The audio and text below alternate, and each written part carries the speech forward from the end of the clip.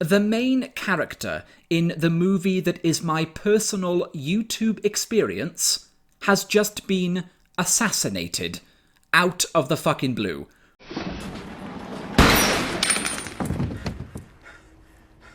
I'm talking, of course, about Devon Tracey, who within the space of about 10 minutes, I think, last Wednesday, had all 5 of his channels, Atheism is Unstoppable, 2, 3, Archive, and AiU Resurrection, expunged from the platform. Now, at the risk of sounding like a moron, my first reaction upon hearing this was, what did he do? And the reason that's a stupid question is because the answer is, fuck you.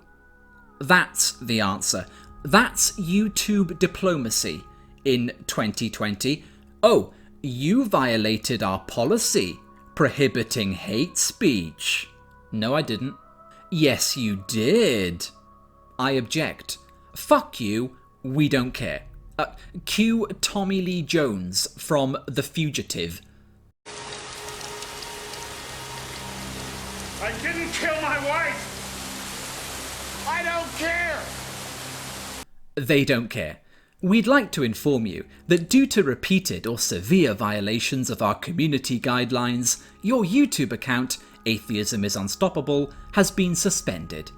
Content glorifying or inciting violence against another person or group of people is not allowed on YouTube. Oh, well, good thing he never does that then. We also don't allow any content that encourages hatred of another person or group of people, and this is what they hide behind, because that language is such Orwellian claptrap, it means nothing. So it can mean anything. I mean, seriously, hatred. I mean, when somebody uses that word nowadays, I think to myself, you might as well have belched to make your point there, honestly. That's nothing, that. It's whatever you want it to be.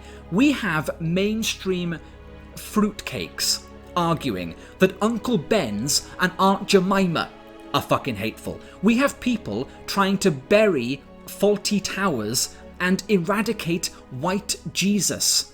Depictions of which, of course, are an example of institutional racism.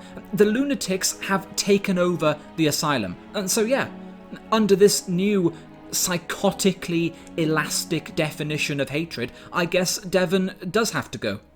I have to go. Sargon, I mean, anybody you watch on YouTube who isn't just uploading videos of their pets doing wacky things, they all have to go sooner or later. It's like each of us are inside the Twin Towers on 9/11 just fucking waiting. And this is particularly upsetting for me because, without wanting to get all British faggot on you, Devon does produce the best content this side of the culture war, as far as I'm concerned, and it's not even close, right? His regular curb stompings of the Young Turks, for instance, I mean, if he did nothing else, would make him indispensable. But I watch some of his more recent feature-length exposés of violent crime in the States, whether it be Chino Hills or the Central Park 5, all of which are supremely creative, visually, musically, intellectually.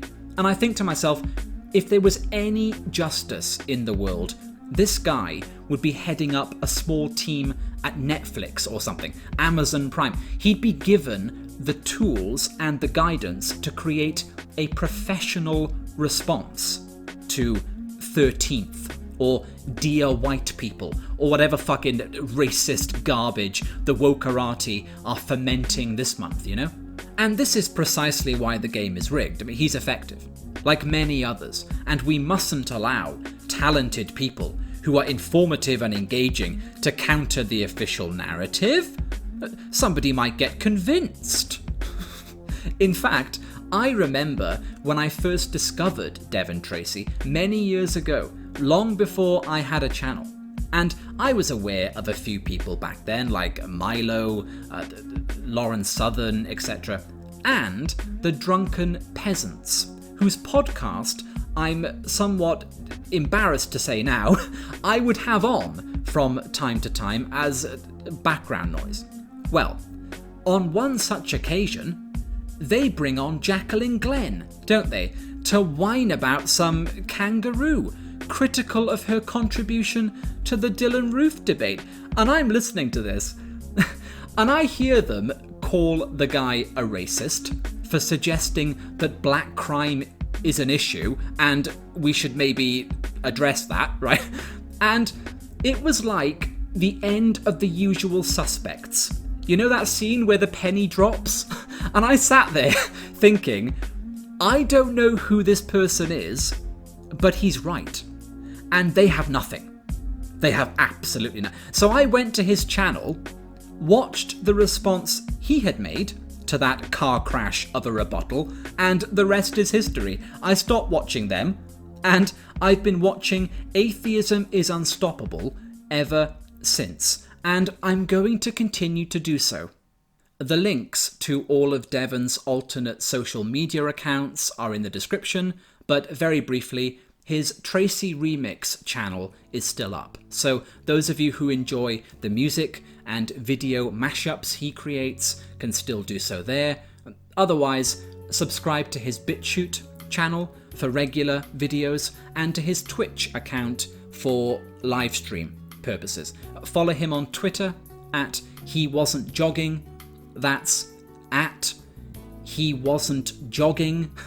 And visit his website atheismisunstoppable.com, where you can sign up and browse all sorts of goodies, artwork, t-shirts and the like. And look, I'm sure his BitChute channel will explode into the stratosphere, but until then, I've made it clear that anytime he wants to post a personal update to YouTube, this channel will be available to him, for as long as it survives.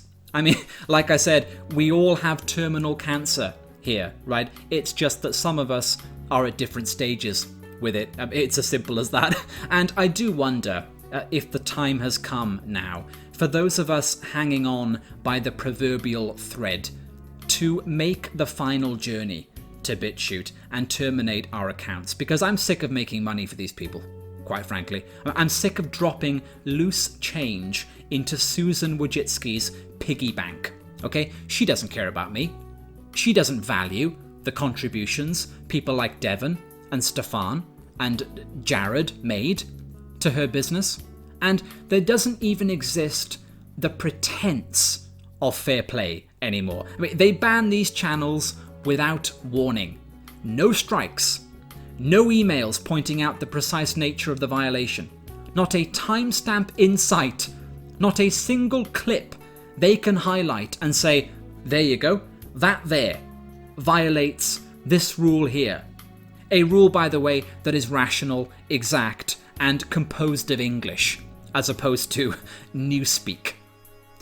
Instead, it's mean-spirited and arbitrary and boring and ruthless, which is totalitarianism in spades. These people are out-of-control cry-bullies and corporate thugs, and their tyranny is positively cliché.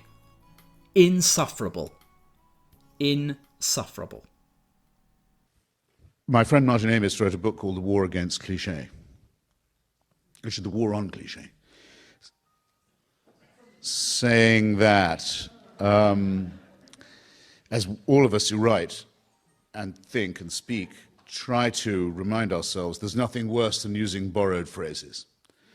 There's nothing, once you've said the heat was stifling, she was rummaging in her handbag, to win 2 Nobel Prizes was no mean achievement. Once you're using someone else's words, and that's part of literary intellectual death. So we try and avoid it. So when I went, I'm reeling back a little here, just to spoodle back. When I went to Czechoslovakia under the old communist regime one day in the 80s, I thought to myself, whatever I do, whatever happens to me in Prague, I'm not going to use the name Kafka. I'm just not going to do it. I won't do it. It's so easy. Everyone else does. I'm not going to. I'll write the first non-Kafka mentioning piece. So I went to this meeting of this then unknown dissident, Václav Havel, and various of his Czech friends and Slovak friends in an apartment in Prague. And we thought that no one knew that he had these visitors coming from America and so on. But someone must have given us away, because it wasn't long before the door fell in, and in came police dogs and guys in leather coats and carrying heavy electric torches and truncheons and so on, slammed me up against the wall and said, "You're under arrest and you've got to come with us." And I said, I thought of saying, "I demand to see the ambassador." I said, "Well, on what's the charge?" And they said, "We don't have to tell you the charge." And I thought, fuck. Now I do have to mention Kafka. Totalitarianism is a cliche. Dictatorship is based on cliched thinking, on very tried and tested uniform stuff. They don't mind that they're boring. They don't mind that they're obvious. Their point is made. And I thought, now you're going to make me do it. Well,